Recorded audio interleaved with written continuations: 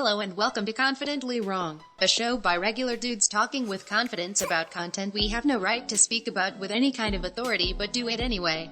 I'm Wesley Nakamura and as always I'm joined by award-winning director Brian Redondo and Savon Jones, aka Captain Vonnie. This is episode 88 and we take some real Halloween delight in Marvel's Werewolf by Night one-off. I'm confident that it's going to be the best show you've ever listened to, and, well, hey, if it's not, you can always ask us for a refund.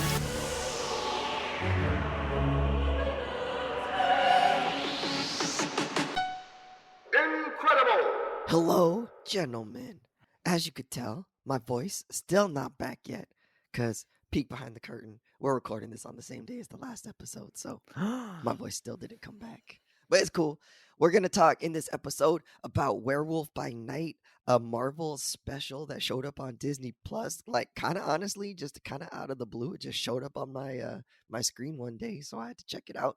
And we decided we'd do a whole show on this. So let's get it started. The show Werewolf by Night is a short 55 minutes. But I think people probably haven't checked it out too much, except maybe the deep cut nerds. So Savon, can you tell us a little bit about what the premise and then like how it came to be? Yeah, so a little bit about Werewolf by Night. It is its own completely self-contained Marvel short, so no references to the larger or smaller MCU. You could have never seen a Marvel production a day in your life. Tune this in and be able to understand or, not be missing out on background stuff or characters or whatever. It is meant to be an homage to some of the just classic horror movies of like, Brian, what we talking like the 1920s and 30s, like the old like Nosferatu, Dracula, Blob, Creature from the Black Lagoon. It's one of those type of energies, and it reflects in the filming, the style, all of that.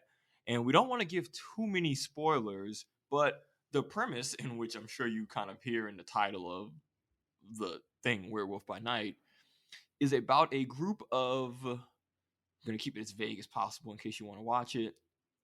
Let's say characters, Brian, does that work? Who are a group. Could we be more vague? A couple of actors. Yeah, we'll say a group. We're going to just say we're going to say a group of characters. We have a group of characters who all are mutually aligned in trying to obtain an item that is of great significance. And they have to do, let's say, a competition. And through this competition, which again, we're going to keep it vague, quite a bit happens. Many of it sounds like Harry Potter. You guys are describing. I mean, a little bit. It's kind of like on some Triwizard Tournament stuff. Like, there's a goal. There's people. They're in a maze. Like that tracks. There's a little Harry Potter. There's a little Hunger Games-ish. There's a little Running Man, Arnold Schwarzenegger. Anybody from the 80s? No, my 90s baby. Okay. But a little bit of that. Every person for themselves competition is part of this. But at its root, it's a reference and an homage to a lot of the old classic OG horror movies. And it leads into what I think is a really, really fun watch. So yeah, that's the basic premise. It's good if you're a fan of classic horror films, and you really are like a film nerd, like Brian, maybe, who is going to appreciate little things that maybe basic lay people like me can't quite appreciate. And maybe we should also preface this by saying that I think for all three of us, none of us are into horror. Like, or none of us are into the horror genre really. Like, I cannot watch a scary movie. Nope. And if I do, it's got to be with the lights on and with a room full of 100 people or something like that. I need somebody holding my hand straight up. Like I need somebody like, Savon's gonna be okay. I'm like, it's gonna be okay. It's gonna be okay. Yeah, I need to take breaks during said movie. I gotta have my phone out, so I gotta hype myself up. So I'm just like, instead of getting scared, I'm just like fight instead of flight. Yeah, like, let's go. Like Jason's not out in here, so. But this wasn't scary, so it's cool.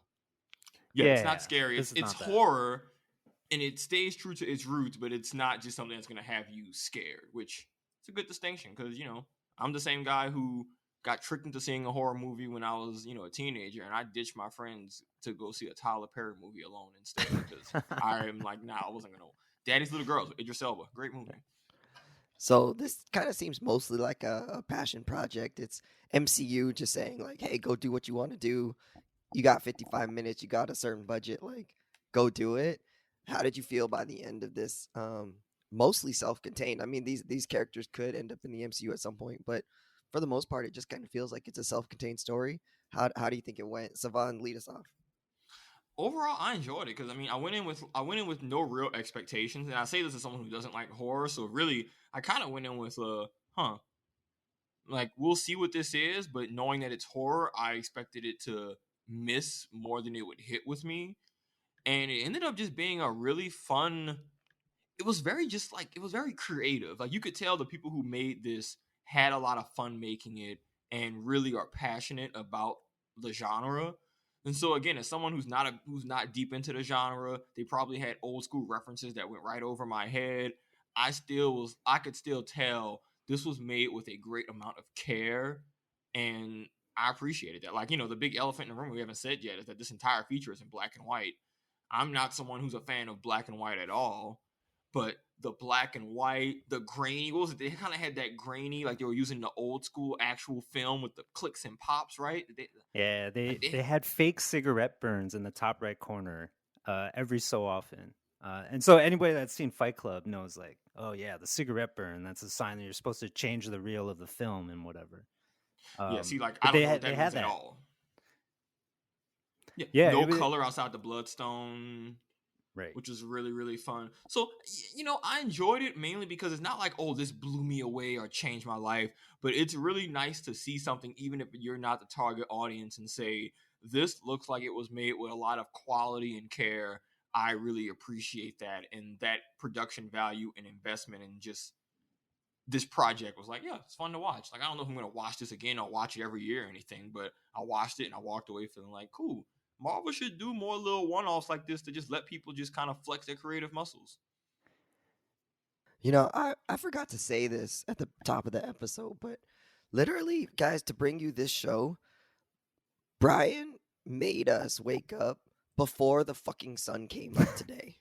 Why is this coming up now? I thought I was even in the chat like, oh yeah, we doing this? All right, we good. Let's do it. You're accommodating.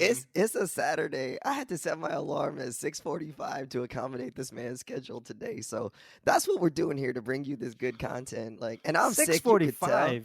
6:45. I was up. That is absurd. You could have easily slept for 40 more minutes. You know what time my alarm was set for? It was like right at 7:25. I had to get my poop out, like I had to prepare. I can't be just dropping in. It's just no good. I'd have to leave in the middle of the show.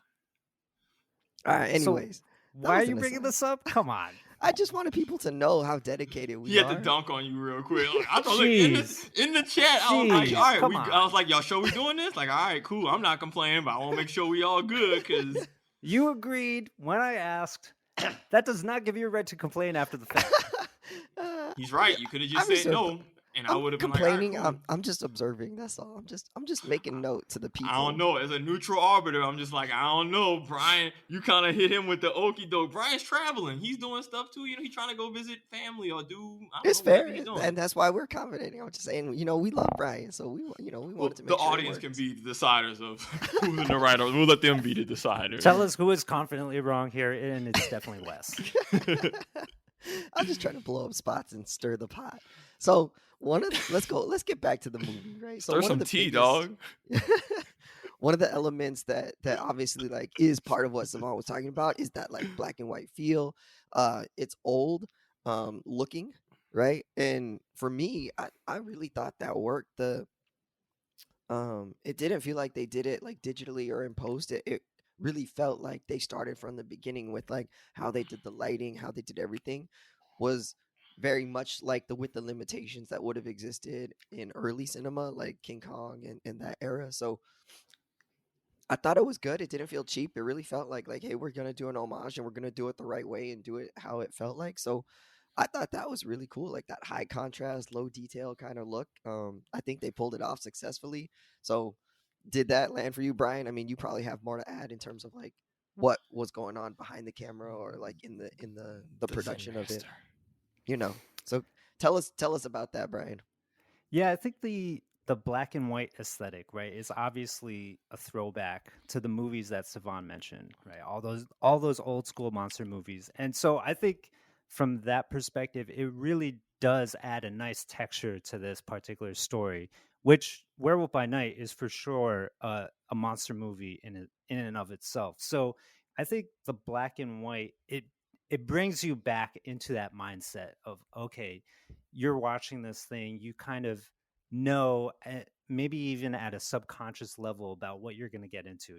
It's kind of like a dark and stormy night. There's kind of a cabal that's meeting, in a dark setting, like really strong shadows everywhere. And then through the black and white, they're able to ratchet up those shadows for all the biggest moments, when a character transforms finally, and we're just seeing the reaction of the woman locked in the cage with him, as he's transforming with the looming shadow over her. You get sort of that same sensation as some of those old movies, like, oh my God, like here comes the monster. That larger than life feel that maybe special effects just couldn't do as easily back then, right? Right. And that's the whole thing that I think makes Werewolf by Night, is that it's not that reliant on special effects, right? It's more hinges on their ability to tell the story in a way where they're not using the CGI as a crutch, as in a lot of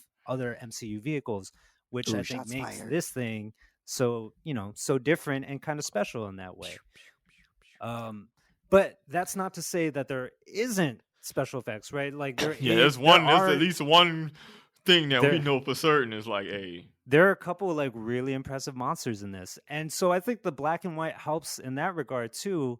We spent a long time talking about She-Hulk when it first came out, and talking about the CGI issues effects, or the issues that Twitter was hating on, essentially. In Werewolf by Night, because they're doing it in black and white and they're using a lot of shadows and darkness, it's all about the texture.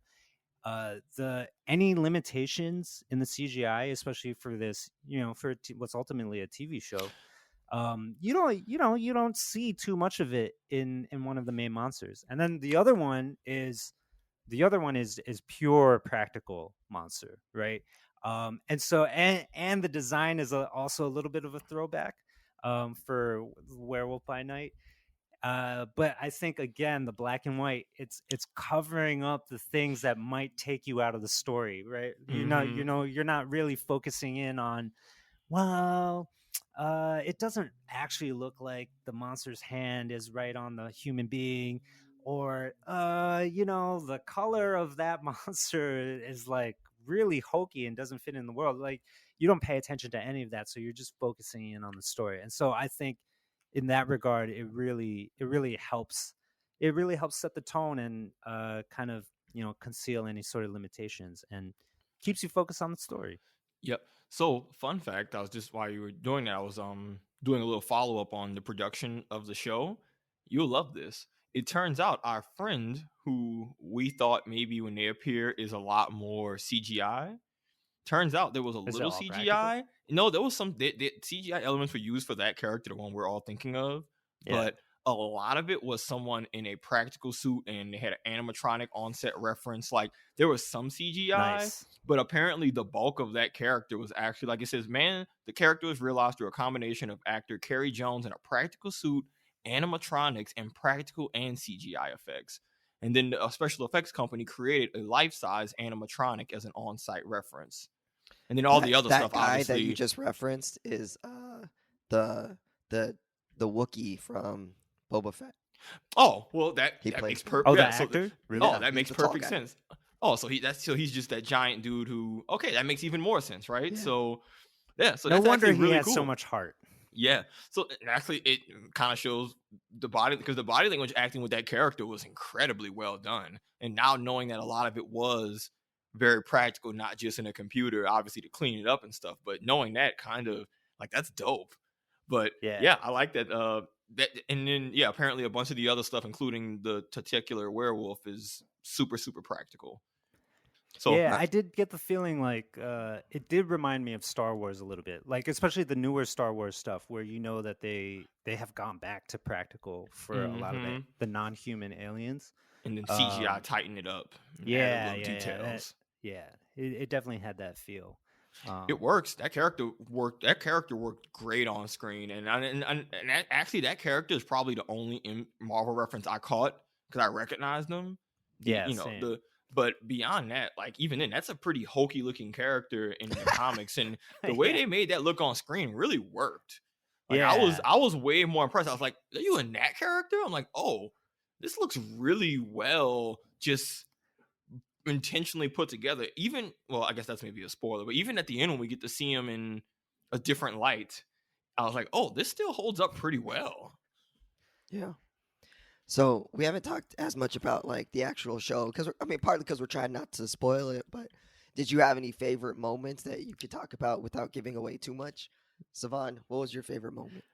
Okay, yes. So I have two.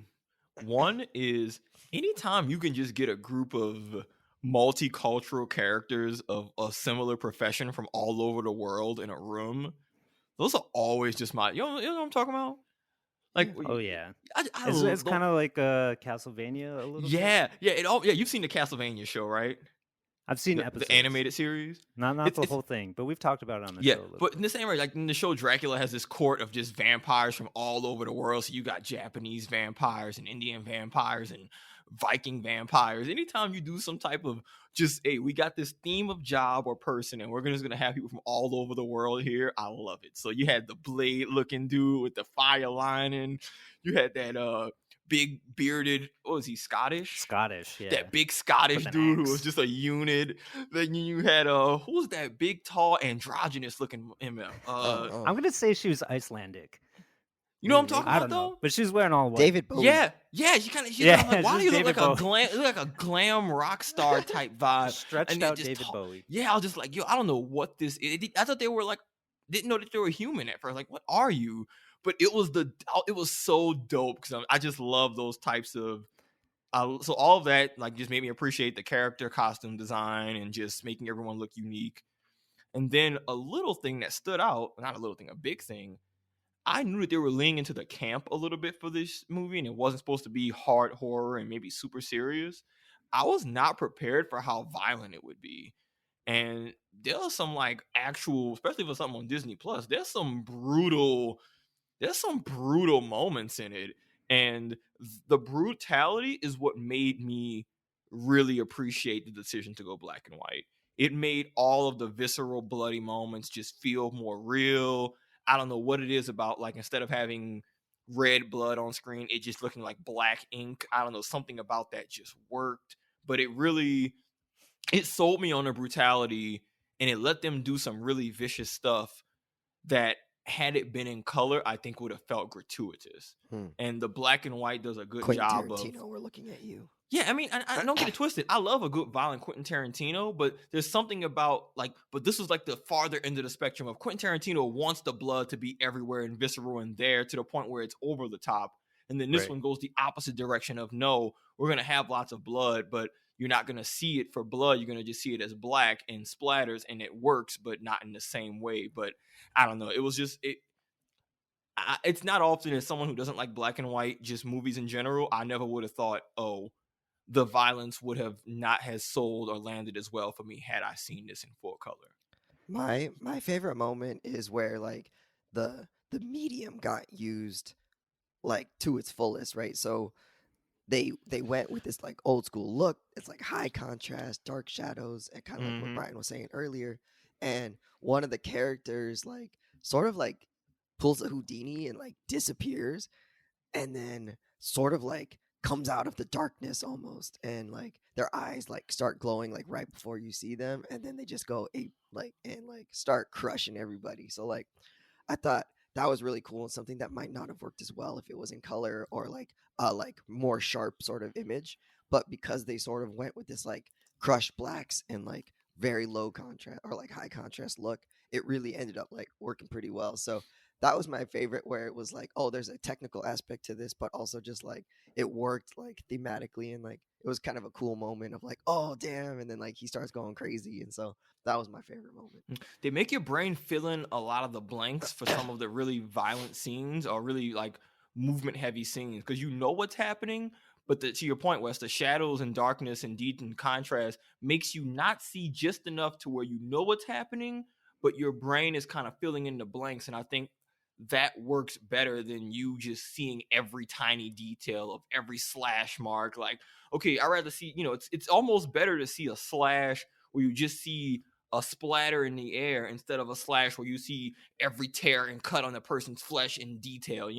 There's a point almost where less is more, where too much detail almost takes away from what it's supposed to be. It takes away from like the feelings of freaking out. That's what happened in Oh, House of the yeah. Dragon. That's how Rhaenyra's moment goes down, right? Like they just show the slash and the knife, and then you see the blood pooling out of her hand. Yeah, and I feel like That was that's kinda cool. worse. Yeah, like Yeah. that's worse because all you're seeing is just blood and her hiding it, and like I was like, oh, how bad is that compared to just you see a clean slash and it's Yeah. just I don't And know. half their head falls off. Yeah, and it's like exactly. Like Rhaenyra getting cut with the knife almost felt worse than Vaemon getting semi-decapitated Whew. because one just I don't know one about is that. worse, obviously, but like one feels a little bit more visceral because she's alive and she's reeling back and you can't see the wound, and I feel like that all of that plays in. Like when it comes to violence, it's weird, but like less is more. Yeah, I mean that you're touching on something that one of my pet peeves of modern horror movies or modern sci-fi is like whenever they decide to show the big scary alien or the big scary monster or whatever that has been terrorizing the protagonist the entire movie, and then they show it and you're like, that's what it looks like. This is silly. Like it completely robs the story of like all the tension and the thrill that you were getting. Like Cloverfield effect, yo. Yeah, The exactly. Cloverfield monster is Cloverfield, good until you see what it looks like because your A Quiet imagination is Place. scarier. Yeah, imagination. The imagination is way scary. I mean, like when you're a little kid, the dark is scary for a reason, right? Because you don't know exactly what's lurking in those shadows, and that's what makes it terrifying because it could be anything. And I think movies work way better when they're playing into that fact. And so along with the darkness, one of my favorite moments is another entry into the MCU's canon of great hallway fight scenes. So that we get a really good one in this that is almost on par with the one that we get in Daredevil. And it's one of our monsters just taking out all these henchmen as a door, as a sliding door. It's like a metal, kind it's of like a gate metal door. garage door, gate door. Yeah. It's slowly closing as the fight is progressing. So the scene is getting darker and darker, and there's this like long, dark, black shadow with a line. It has a hard line on it, and it's closing in on all the people as the fight is happening. As to me, like stuff like that is just like, oh, So that's sick, just bro. so good. So much good like popcorn feels in that. But I also got to say, I agree with Savon, right? Like this one shot, this MCU special is way more brutal than anything we've gotten on Disney Plus. I'm actually surprised that this thing has made it to air, knowing that even in Captain America, the Falcon and the Winter Soldier, even in that TV series, I know Disney Plus has gone back and removed some of the violence, right? So Did they? there's I saw a blog about it. There's that shot when I think maybe the Winter Soldier throws a sharp object at a henchman and it slices through his shoulder and pins him to the wall or something like Yeah. that. They removed it. Like now that guy doesn't get pinned to the wall, right? Like he just takes a hit and you don't see the sharp object. Whack. Yeah, totally whack. But in Werewolf by Night, we get a monster like disintegrating somebody's head. We get Multiple throat slashes, bro. the Asian dude, who, by the way, that arrow shot. Ugh. by the way, when they mentioned the kills of the different hunters that are in this. I think the black dude and the Asian dude get the short stick on that. And then later the Asian dude gets an arrow to the throat as he's being held down to shut up, as as he's dying. Right? Yeah, I'm just like, that is in the pretty grass, brutal. like in the grass, and she's hiding in the corpse, dude. That I was like, yo, what? Yeah. There I thought this were was many campy. moments in this where I gasped out loud. I was like, oh snap! Like, you mentioned there's another throat kill later, and then so we got like the gruesome, bloody kills that I think are up there with some of those Doctor Strange Multiverse of Madness kills. There's Above, because definitely we got some to see really it. good stuff in this. We see it. We see throats get slashed. They did not play. They took advantage of that black and white of like, all right, we can get away with this. They really get away with it. They really They went would there. not have gotten away with that in color, dog. Oh no way. If it's red blood, that's getting censored by Disney. And then the other thing I want to throw out there, right, is just like the monster moviness of this. One of my favorite things is in the early part of the show, or the movie, or whatever you want to call it. There's a talking automaton, is like a robot puppet thing of a dead guy in a casket, and it's just like really off kilter, creepy, like kind of spine tingly. Like it looks sort of monster like, but it's just it's just meant there to be off, right? Like something's not right. Like it's like a Party City animatronic. Yeah, this is weird. I'm looking kind of like at the Tales of the Crypt Keeper guy, and it's talking and it's moving weirdly, and it's you can see that the head of this figure is detached from the neck, and so it looks like a sliced neck. It just had that icky feeling, and I think that is the vibe that the whole Werewolf by Night manages to carry throughout. And that for me, that is just like the right amount of being unsettled for a horror movie, which is probably very much like the old school horror movies that we mentioned. Yeah, so the horror changed that a lot. gets an A+ for me. So by the way, that scene, I felt so bad, that hallway scene. Like there was a moment where I'm like, do I feel bad for the dudes on the receiving end of this? Like they are kind of like at first I was like, okay, I'm not rooting for you, I'm rooting for old boy. But as that ass whooping started going on, I was like, oh, like I thought this was like a bid for him trying to get through the door, and I'm like, oh, this is big. I'm not trying to get out of here from y'all. Y'all trapped in here with me. Like, when I saw the door closing and he wasn't like sly, I was like, oh, he's not gonna get out this door in time. I'm like, oh, he's not trying to get out. I was like, oh, damn. And then that was so like moments. I just love that they took full advantage of it being an homage to old stuff, but taking full advantage of modern resources, and like the fight choreography and all that was still something that benefited from a modern touch. And I love when a movie can blend in a great bit of the old school that you're referencing and then the new school that gives you just a higher ceiling of technical ability. Like it's the same reason I like Black Dynamite, if y'all have seen that movie. It was a great blend of old school and then modern as well, that just when it lands, it lands. Yeah, I mean, this is still an MCU action movie on top of being an old school monster movie. So it's the best of both worlds, baby. Yeah, all of that is in there.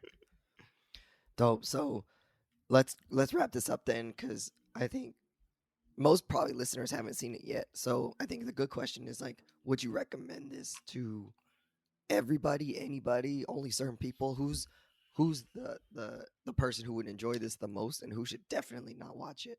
Brian, what's your take? So this was the first kind of quote unquote scary movie I've watched this Halloween season, and Anna has been like begging me, like, can we watch some Halloween stuff, right? Like she's really into the vibe. And so this is the first thing that we watched for Halloween, and it just like it landed perfectly. It was exactly what we want out of a Halloween, viewing fest, right? It's got the monsters, it's got some of the creepiness, but it's also just like really entertaining and kind of had that tender touch that we alluded to earlier. So it has more of a heart, right? It's not just about blood and guts and gore and It wasn't for the and all money. of that. There was Uh, definitely some subverting of the genre going on. Oh yeah. Yeah. Oh yeah. Which which is more, that's more icing on the cake. And on top of that, for people that are just looking for something fun to watch on Halloween, right? Like this, unlike other Marvel products, this has no MCU prerequisite watching, right? Like we said, you don't need to know who Captain America is. You don't need to know what happened in the Infinity Saga. You don't need to know about time variation and Loki and any of that. There's no Kang, none of that. But if you do read comics, like, you'll recognize one of the big monsters, and you're like, oh wow, they went there. Yeah.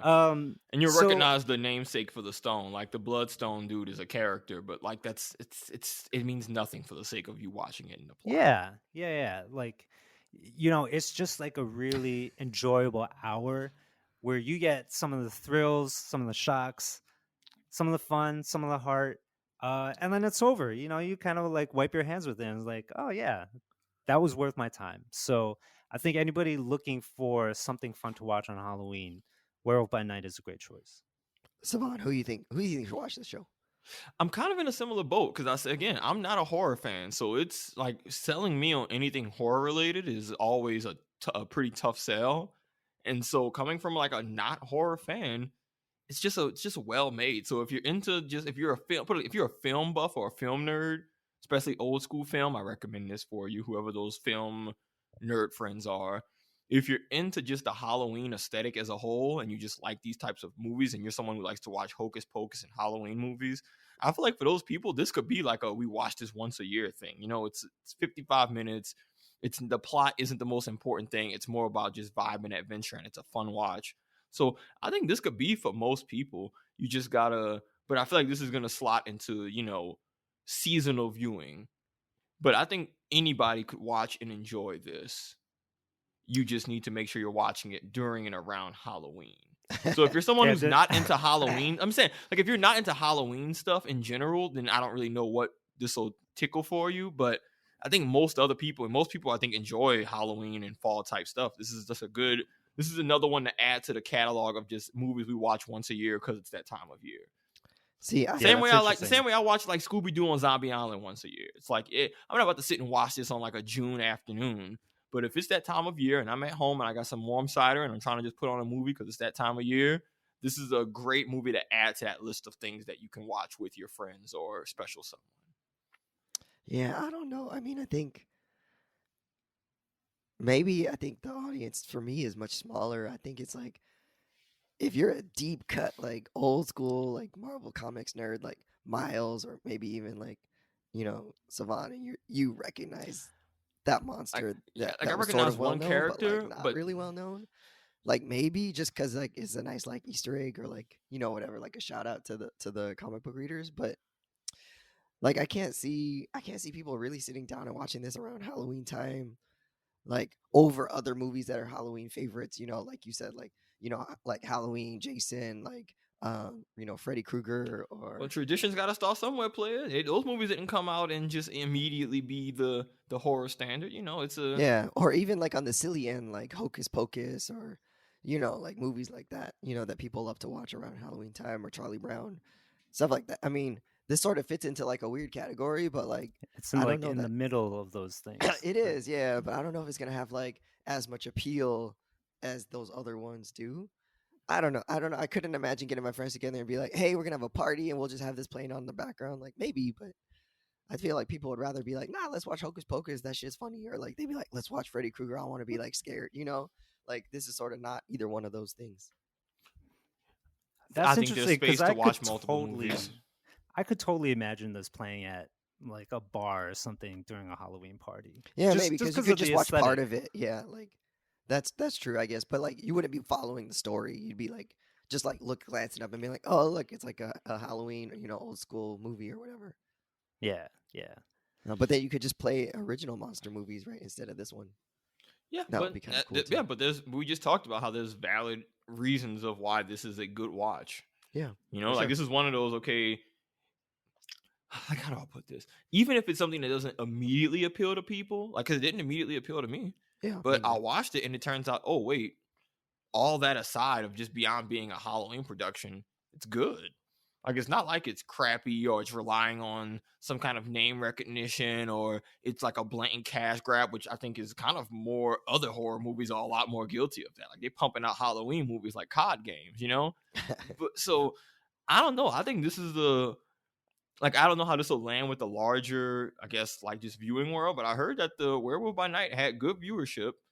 Like people were absolutely watching it, and it doesn't have to be a big blockbuster, kick down the doors, making money gangbusters to be something that was still quality. And I think if people are enjoying this is a step in the right direction of, I said in the beginning of this episode, like, let these creative people do these fun one-offs where you can still tap into your Marvel properties and all that, but it can be self-contained and fun in its own standalone thing. Like, outside of that monster, this could not have Marvel's name on it at all, and I feel like people would watch it and say, oh, this is a dope old school thing. So don't just let the Marvel tag put this into a box on how this can be enjoyed by people as a whole.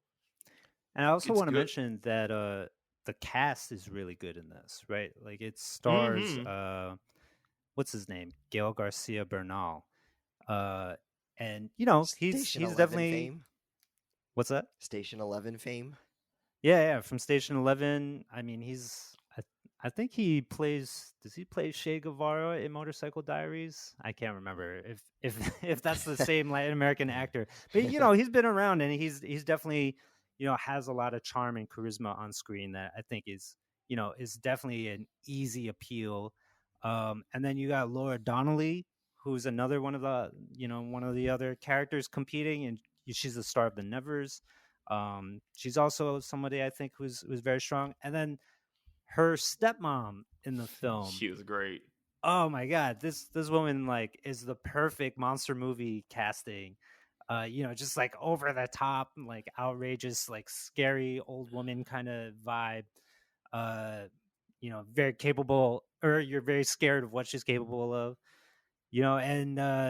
So I think again, it's like, for a lot of these MCU projects, casting is so important, and I think they nail this one as well.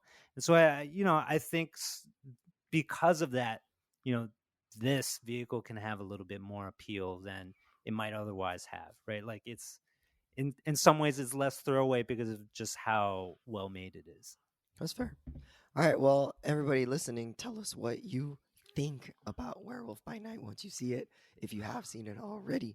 I know some people have been liking it, but I don't get the sense that a lot of people have seen it yet, so hopefully we'll be there. Brian, I'm going to deputize you to take us out here. My voice is just dying. So I am Wesley's automaton speaking on his behalf. He was lawyer. Like and subscribe. Follow us on Instagram, Twitter, and any social media where we might be on now or in the future. And tell your friends. Tell your friends. And your enemies. Your enemies should know too. Tell your friends, enemies, boos, trues. Tell the people, listen to Confidently Wrong right before you slice their throat. Bye. We out.